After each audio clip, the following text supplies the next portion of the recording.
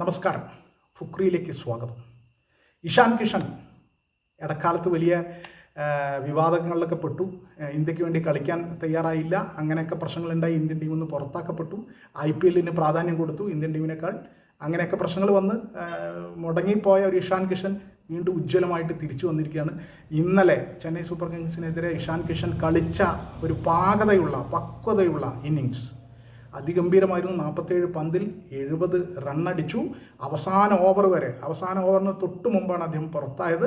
അതുവരെ കളി നിന്ന് സൺറൈസേഴ്സ് വളരെ ബുദ്ധിമുട്ടുള്ള ഒരു പിച്ചായിരുന്നു. ആ പിച്ചിൽ 7 ബൗണ്ടറി 3 സിക്സറും അടിച്ച് ഏതാണ്ട് 149 സ്ട്രൈക്ക് റേറ്റിൽ ടീമിന് വേണ്ടി കളിച്ചു. ടീമിന് ഏറ്റവും അത്യാവശ്യമുള്ളൊരു ഇന്നിങ്സ് ആയിരുന്നു.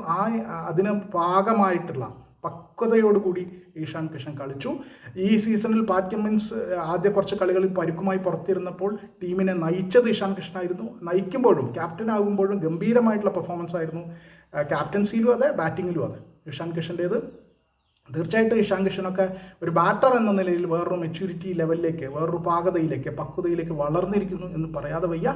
ഇഷാൻ കിഷൻ ഇന്നലെ കളിച്ച കളി തീർച്ചയായിട്ടും സൺറൈസേഴ്സ് ഹൈദരാബാദിന് ഈ വിജയം അനിവാര്യമായിരുന്നു. ആ വിജയത്തോടു കൂടി അവർ പ്ലേ ഓഫിൽ കടന്നു. അതിനിർണായകമായ ഇന്നിങ്സ് ആയിരുന്നു.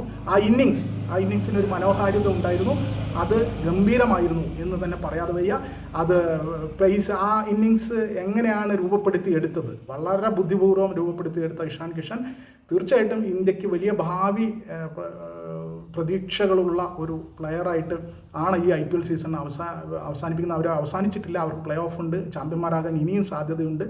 അപ്പം ഇഷാൻ കിഷൻ ഒരു പ്രധാനപ്പെട്ട ബാറ്ററായിട്ട് ഇന്ത്യൻ ക്രിക്കറ്റിൽ തന്നെ വളർന്നു വരുന്നു എന്നതിൻ്റെ സൂചന നൽകിയ ഒരു സീസണാണ് കടന്നു പോകുന്നത്.